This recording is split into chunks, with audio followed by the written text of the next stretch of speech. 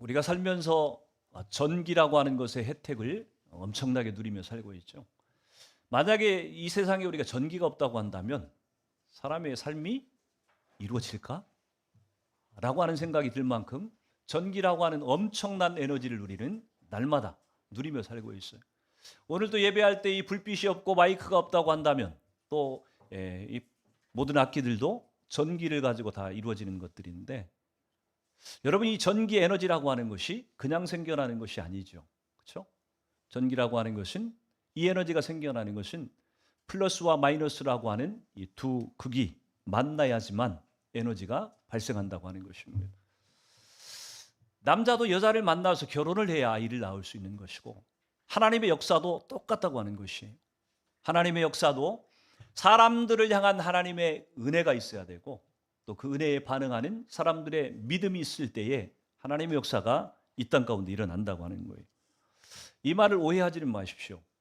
왜냐하면 구원에 대한 얘기를 여러분에게 하고 있는 것은 아니에요.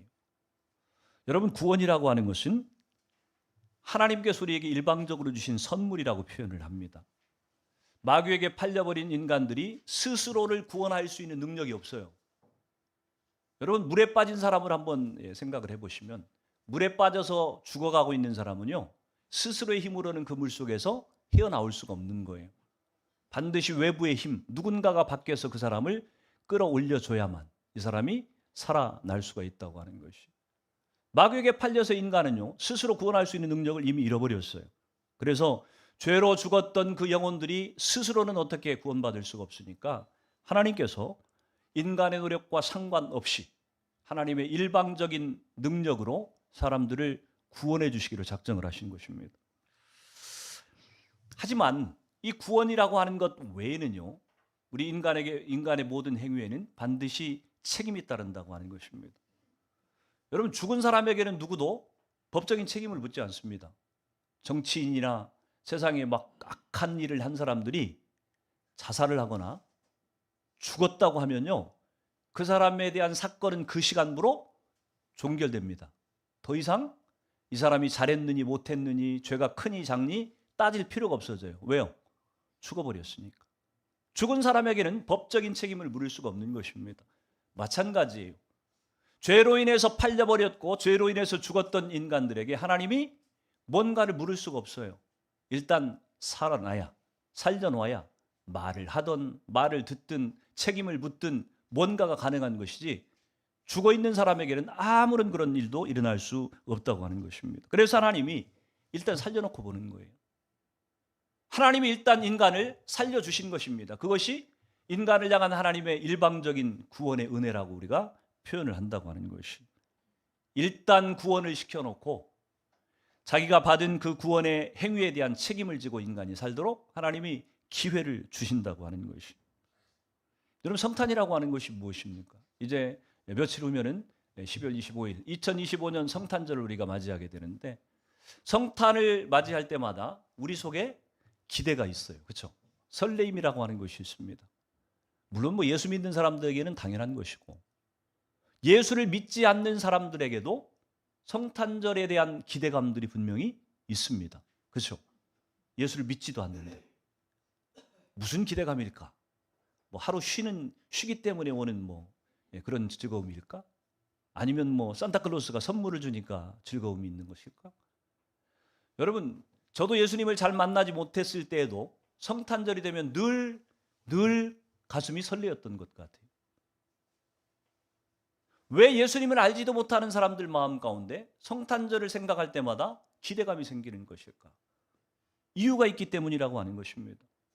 마귀에게 팔려서 영원히 지옥에 던져져야 될 사람들에게, 아니 죽어버렸던 사람들에게 하나님께서 사람의 몸을 입고 이 땅에 오셔서 우리를 구원할 구세주로 오셨다고 하는 그 사실이 죄로 인해 가지고 영원한 멸망을 받고 있는, 심판을 받고 있는 인간들에게는 그거보다 기쁜 소식이 없었다고 하는 것입니다. 그래서 예수를 안 믿어도, 교회를 다니지 않아도 성탄절, 우리 죄가 용서함 받고 우리가 구원받을 수 있다고 하는 이 사실만으로도 사람들에게 충분히 설레게 만드는 사건이었다고 하는 것이. 죄를 지어서 고통당하고 죄 때문에 멸망당한 사람들에게 그 죄가 해결될 수 있다고 하는 것만큼 기쁜 소식은 없기 때문이라고 하는 것입니다. 저는 저와 여러분들이 2025년 이 성탄을 맞이하면서 우리 가운데 우리 속에 있는 이 구원과 죄사함의 은혜를 충분히 누리는 저와 여러분 되기를 축원합니다. 아무튼 이 놀라운 기적, 성탄의 감격이 인류의 역사 가운데 나타나기 위해서는요, 두 가지가 필요했다고 하는 것입니다. 첫 번째 필요했던 것은 무엇이냐면 마리아를 선택하신 하나님의 은혜가 있어야만 되었다고 하는 것이. 오늘 26절 말씀을 같이 한번 읽어봅니다.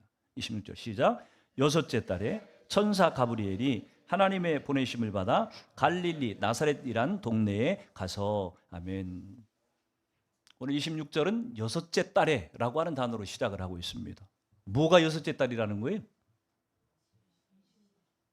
예? 예수님이 잉태한 지 여섯째 달 됐다는 얘기? 예. 성경을 아까 우리가 읽었어요. 그렇죠? 누가? 엘리사벳이 세례 요한을 임신한 지 여섯 달 되던 째라고 지금 얘기를 하고 있는 거예요. 여섯째 달에 누가요? 천사 가브리엘이 오늘 마리아에게 찾아갔다고 하는 것입니다.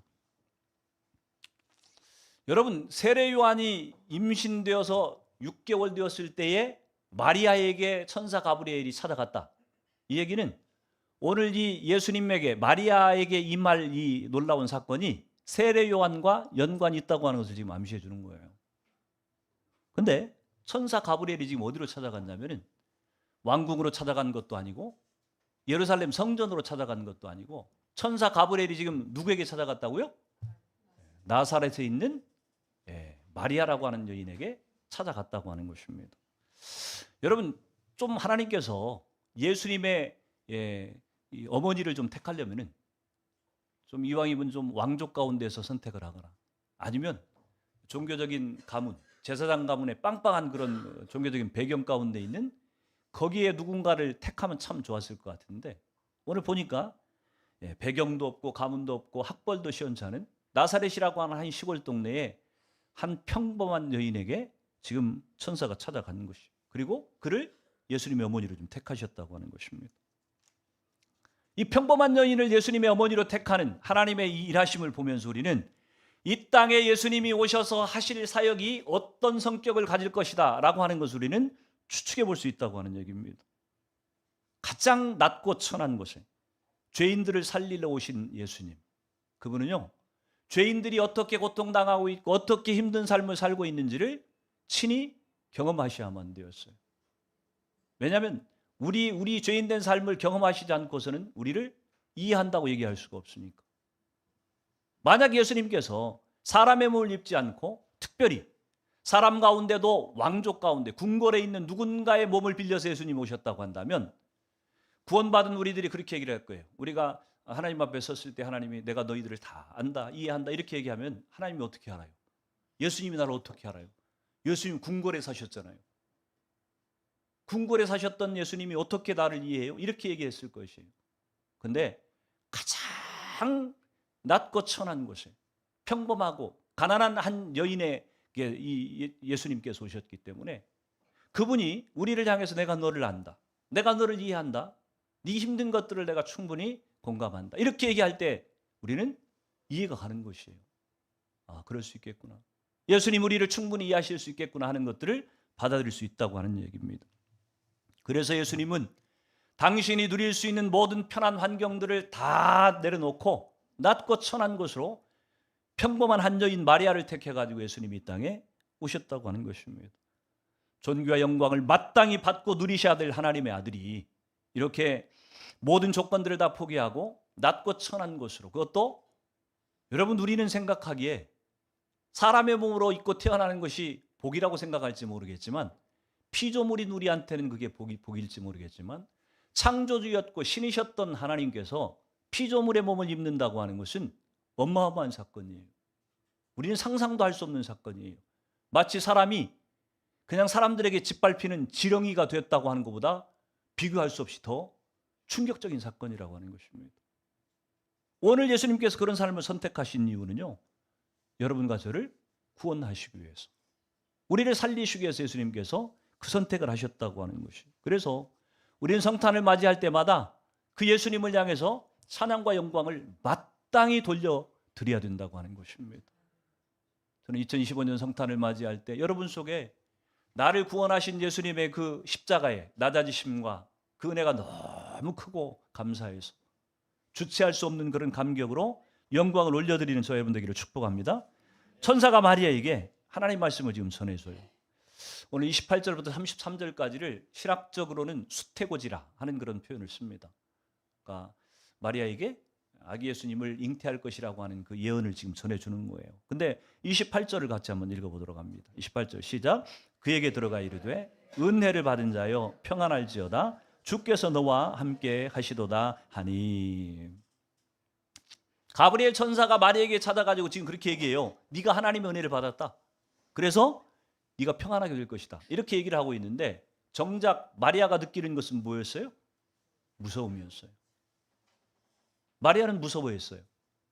이상하지 않아요? 하나님의 은혜가 임해가지고 너한테 평강이 있을 것이다 그렇게 얘기를 했는데 마리아에게 느껴지는 것은 무서움이었어요. 두려움이었어요. 왜 이런 차이가 생겨나는 것일까?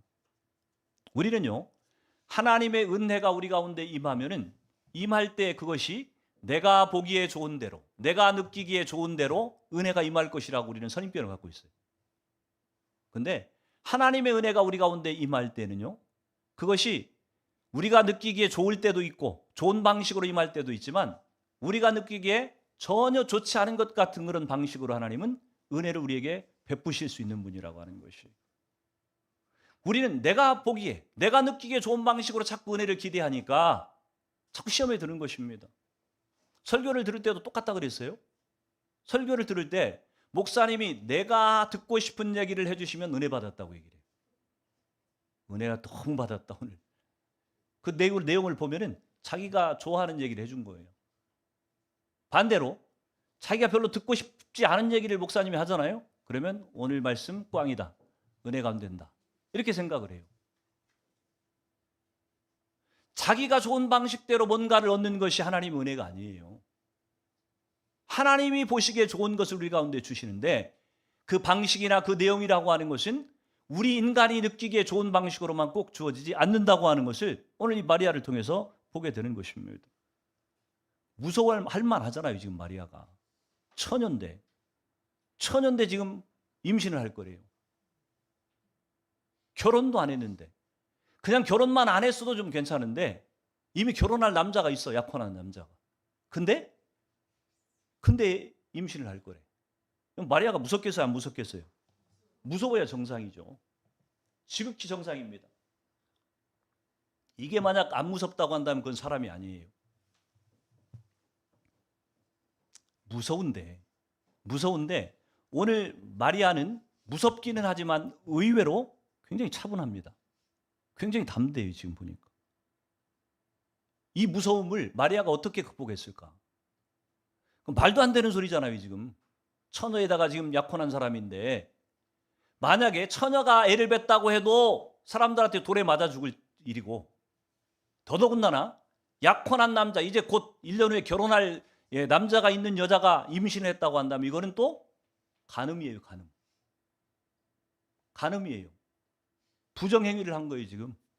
그래서 마땅히 돌로 쳐 죽임을 당해야 돼요. 마리아가 이 소식을 듣고 두려워하고 무서워하는 것은 지극히 당연한 것이. 우리는 하나님께서 우리에게 어떤 일들, 어떤 어려움들을 주실 때 우리가 인간적으로 느끼는 두려움, 무서움들 이런 것들을 우리가 피해갈 수 없습니다. 사람이기 때문에.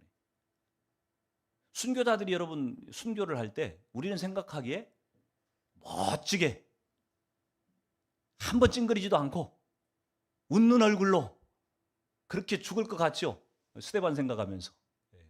스데반이 그렇게 죽었다 그러니까 모든 순교자 그렇게 죽었을 거라고 생각을 해요. 아니요. 순교자도 두려운 거예요. 두렵고 무섭지만 그러나 뭐가 달라요?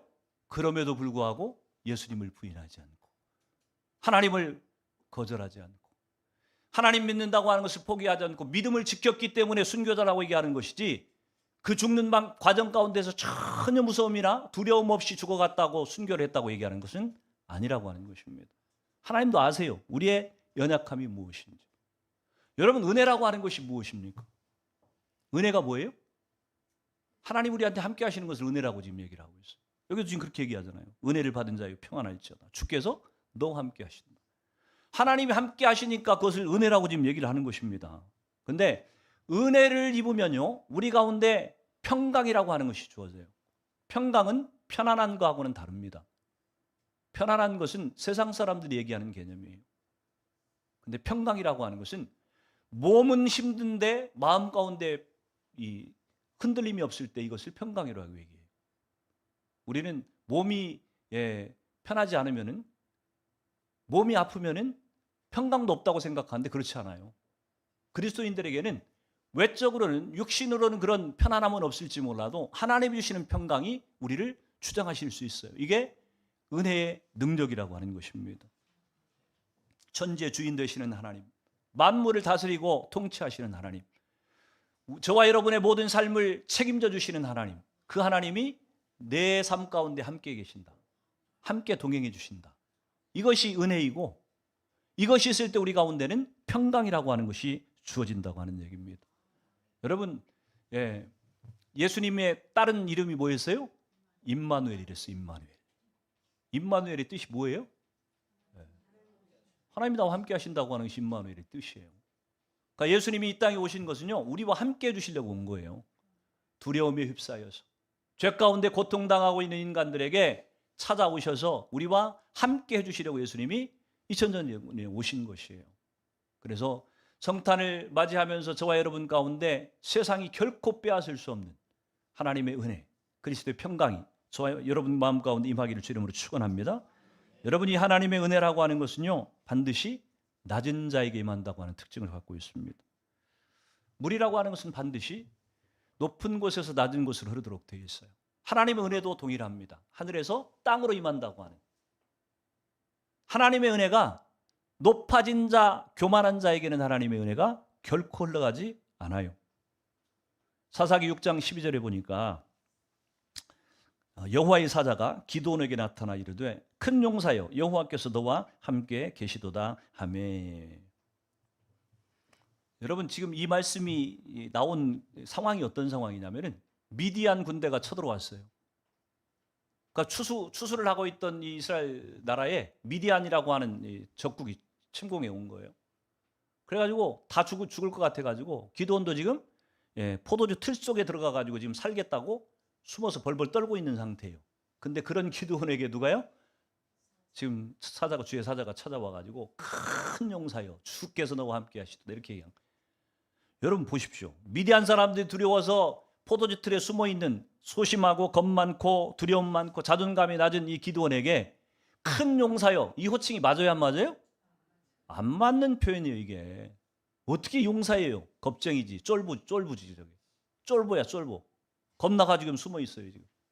근데 무슨 큰 용사예요? 근데 성경이 큰 용사라고 얘기를 해요. 왜 그래요? 주께서 너와 함께하고 계시기 때문에. 주께서 너와 함께하고 계시기 때문에 너는 쫄부가 아니라 용사라고 지금 얘기를 하고 있다고 하는 얘기입니다. 기드온이 주께서 함께 하심으로 그렇게 이스라엘의 사사로 쓰임을 받아요. 모세도 마찬가지입니다. 출애굽기 3장 11절에 보니까 모세가 하나님께 아뢰되 내가 누구에게 바로에게 가며 이스라엘 자손을 애굽에서 인도하여 내리까. 여러분 이 3장 11절 말씀, 모세가 하나님께 아뢰되 내가 누구에게 바로에게 가며 이스라엘 자손을 애굽에서 인도하여 내리까.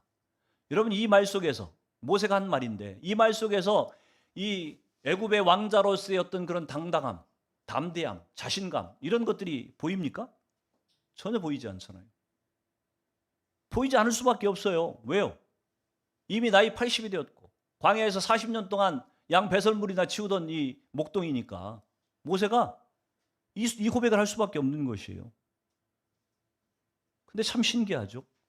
하나님께서 떨기나무 아래에서 이 모세를 만나셨어요. 네가 선 곳은 거룩한 땅이니 발에서 신을 벗으라. 살아계신 하나님을 모세가 만났습니다. 만나고 나서 모세가 이스라엘의 위대한 지도자로 완전히 탈바꿈 하는 것을 보지 않습니까? 여러분 하나님께서 높아진 상태의 사람들을 쓰신 적이 없어요. 세상적으로도 그래요. 돈이 많고 성공했고 많이 배웠고 이렇게 높은 자리에 잘 늘 평상시부터 그랬던 사람들을 하나님이 쓰시는 적이 거의 없어요. 서로 그렇게 살던 사람이라도 하나님은 반드시 끌어내려가지고 낮춰가지고서 하나님이 쓰시지, 그 상태에서 높아진 상태로 처음부터 높아진 상태에 있던 사람은 하나님 쓰신 적이 없어요. 이유가 뭘까요? 사람이 아무리 똑똑해도, 사람이 아무리 능력이 많아도 여러분, 사람의 능력과 하나님의 능력은 비길 수가 없는 거예요. 우리가 뭐 돈이 많고 능력 있고 많이 배우고 실력이 있으면 막 내가 뭘 다 할 수 있을 것 같아도 하나님과 비긴다고 한다면 게임이 안 돼요. 어떤 게 더 유익이냐면은 내가 나를 비우고 내가 낮아지고 그 자리에 하나님이 오셔서 그분의 능력을 행하는 것이 100번, 1000번, 만번 그게 더 나은 것이기 때문에. 그래서 하나님이 일을 하실 때는 반드시 우리를 낮추셔서 쓰신다고 하는 얘기입니다. 기도원도 그랬고 모세도 그랬고 오늘 지금 마리아도 마찬가지고 저 여러분도 마찬가지. 우리가 하나님 앞에 쓰임받기를 원한다고 한다면 명심해야 될 일입니다. 우리가 교만해 있고 높아져 있고 그런 상태에서 하나님 우리를 쓰시지 않아요. 쓰시지 못합니다. 쓰시고자 해도 우리가 쓰임받을 수가 없어요. 왜요? 내가 한다 그럴 것이기 때문에. 근데 하나님은 우리를 쓰실 때 반드시 낮추셔가지고 하나님 내가 할 수 없습니다. 이렇게 고백할 때 하나님은 비로소 우리 속에 일을 시작하시는 거예요. 그래서 그 일을 하고 나면은 그 결과가 영광이 누구에게 돌아가요? 하나님의 몫으로 돌아가기 때문에 그래요. 안 그러면 지가 했다 그러니까. 지가 잘나서 일을 이룬 줄 아니까. 하나님 철저하게 우리를 낮추셔서 우리 안에 그분의 능력으로 오셔서 일을 이루신다고 하는 얘기입니다. 그래서 우리는 하나님의 주권 안에서 늘 겸손해야만 된다고 하는 것이. 하나님의 일하심이 교만한 자에게 있지 않기 때문에 시편 75편 5절에서 7절에 보면은 그렇게 말씀하시죠. 한번 읽어봅니다. 시작. 너희 뿔을 높이 들지 말며 교만한 목으로 말하지 말라. 무릇 높이는 일이 동쪽에서나 서쪽에서 말미암지 아니하며 남쪽에서도 말미암지 아니하고 오직 재판장이신 하나님이 이를 낮추시고 저를 높이시느니라. 사도 바울이 고린도전서 1장 28절 29절에서 그렇게 얘기해요. 같이 한번 읽습니다. 시작. 하나님께서 세상에 천한 것들과 멸시받는 것들과 없는 것들을 택하사 있는 것들을 폐하리 하시나니 이는 아무 육체도 하나님 앞에서 자랑하지 못하게 하려 하심이라. 다 공통적으로 하시는 얘기가 하나님이 재판장이세요. 재판장이신 하나님께서 낮추고 높이는 것을 그분이 결정하시는데 하나님이 낮아진 자, 겸손한 자, 자기를 비우고 하나님의 일하심을 신뢰하고 맡기는 자에게 하나님이 당신의 일들을 이루신다고 지금 얘기를 하고 있는 것이. 그래서 그 일이 이루어지고 나면 하나님께 영광이 돌려진다고 하는 것입니다. 하나님의 은혜는 겸손한 자에게 임하십니다. 성탄절을 통해서 저와 여러분들이 하나님 앞에 겸손한 자 되어서 낮은 곳으로 임하시는 하나님의 은혜를 더 충분히 누리는 저와 여러분 되기를 축복합니다. 감격적이고 기적적인 성탄이 우리 가운데 이루어지기 위해서 첫 번째 필요했던 것은 지금 살펴본 대로 오늘 마리아를 택하셨던 하나님의 은혜가 필요했고, 두 번째로 필요한 것이 있다고 한다면 그 은혜의 선택하심에 절대적인 순종으로 반응했던 마리아의 믿음이 오늘 성탄이 가능하게 했다고 하는 얘기입니다. 오늘 31절에 33절을 같이 한번 읽어봅니다. 시작. 보라 내가 잉태하여 아들을 낳으리니 그 이름을 예수라 하라. 그가 큰 자가 되고 지극히 높으신 자의 아들이라 일컬어질 것이요 주 하나님께서 그 조상 다윗의 왕위를 그에게 주시리니 영원히 야곱의 집을 왕으로 다스리실 것이며 그 나라가 무궁하리라. 아멘. 지금 가브리엘 천사가 마리아한테 와가지고 지금 얘기한 거예요. 네가 이제 잉태해가지고서 아들을 낳을 것인데 그분이 인류를 구원하실 메시아가 될 것이다. 그분이 다윗의 왕위를 이어가지고 영원토록 하나님의 나라를 다스리는 분으로 설 것이다. 이 얘기를 지금 하고 있는 겁니다. 여러분 처녀에게 잉태할 것이라고 하는 그런 소식을 전했으면은 우리 같았으면 아마 그렇게 반응했을 거예요. 싫어요. 못해요. 내가 왜 그 일을 해야 돼요? 아마 우리는 이렇게 반응했을 확률이 높아요. 혹 믿음 있는 사람이라고 한다면 알겠습니다. 하나님의 뜻이니까 따르겠습니다. 이렇게 얘기하는 사람이 혹 또 있을지도 모르겠어요. 근데 가만 보십시오. 마리아가 뭐라고 반응을 하고 있냐면 34절에 그렇게 얘기해요. 마리아가 천사에게 말하되 나는 남자를 알지 못하니 어찌 이 일이 있으리까. 나는 남자를 알지 못하니 어찌 일이 있으리까. 하나님이 야, 너 처녀인데 아들을 낳을 거야. 이렇게 얘기를 했으면 그렇게 될 거야. 너를 그렇게 쓰실 거야. 그렇게 얘기하면 하나님 저 좋아요. 혹은 싫어요. 이렇게 반응을 해야 될 것 같은데 마리아는 지금 뭐라고 얘기했냐면 그 얘기는 가타부타 얘기가 없어요. 하나님이 자신을 쓰신다고 하는 것에 대해서는 기정사실로 받아들이고 이미 순종하고 들어가고 있는 거예요. 다만 뭐가 문제예요? 내가 처녀인데 이건 좀 이해가 안 갑니다. 내가 처녀인데 혼자 얘기를 날 수가 있나요? 궁금한 건 지금 물어봐요. 그러나 내가 하겠습니다, 하지 않겠습니다, 싫습니다, 좋습니다. 자신의 의사표시에 대한 의지에 대한 표현은 일체 지금 생략도 있다고 하는 것을 볼 수가 있는 것입니다. 뭘 얘기하고 있는 겁니까? 하나님이 말씀하시면 우리는 늘 내가 좋다 싫다 내 생각을 표현하는 것이 마땅한 권리이고 그리고 똑똑한 사람이라고 생각을 해요. 착각입니다. 신앙이 없는 사람들한테는 그게 맞는 얘기인데 진짜 내가 하나님을 믿고 예수님을 정말 나의 구주 나의 하나님으로 섬기는 사람이라고 한다면 우리는 그분을 믿는다고 하는 것이 무엇인지를 생각을 해야 돼요. 여러분 하나님을 믿는다고 해야 하는데 하나님을 뭘 믿습니까 여러분들이? 뭘 믿어요? 저는 하나님 믿는데요. 뭘 믿는데요? 뭐 믿으세요? 하나님이 어떤 분인지를 믿는 거 아니에요. 그렇죠? 하나님이 어떤 분이에요? 네.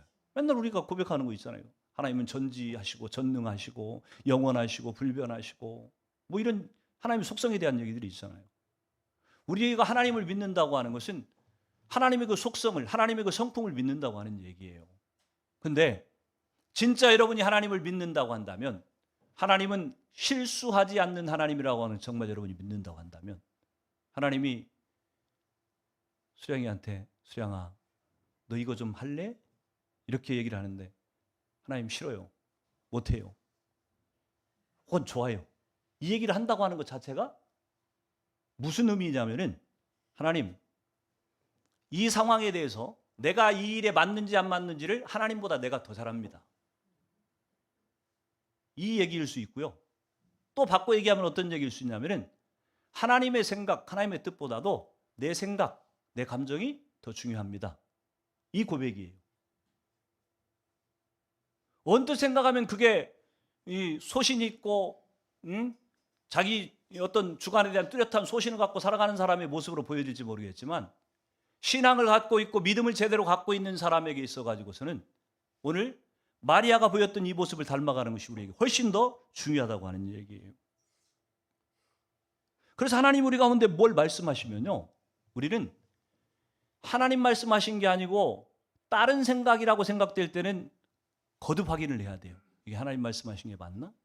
그러나 하나님의 말씀하신 것이 분명하다고 하는 것이 확인이 되면요, 무조건 순종하는 것이 믿음을 가진 자의 태도여야 된다고 하는 것입니다. 내 생각은 중요한 게 아니에요. 내가 그 하나님을 믿고 있는데 그 하나님이 실수하지 않는 하나님이시고 나를 누구보다 더 정확히 하시는 하나님이고 그 하나님이 내게 이 일을 명하셨다고 한다면 그것은 이제 할 것이냐 말 것이냐 틀리냐 말느냐 이 문제는 상관이 없는데 이미 검증되어진 거예요. 그 다음에 해야 될 일이 있다고 한다면 우리가 궁금한 것을 물어볼 수는 있어요.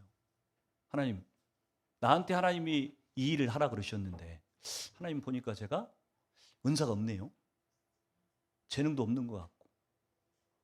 근데 그럼 어떻게 해야 되는 것이죠? 그렇게 얘기를 하면은 하나님이 친절히 찾아오셔가지고 우리한테 그래, 내가 너한테 은사를 줄 거야 라든지 내가 너한테 은사를 개발할 수 있는 이런 길을 열어줄 거야 이렇게 말씀을 하시든지 뭔가 방법을 주신다니까요.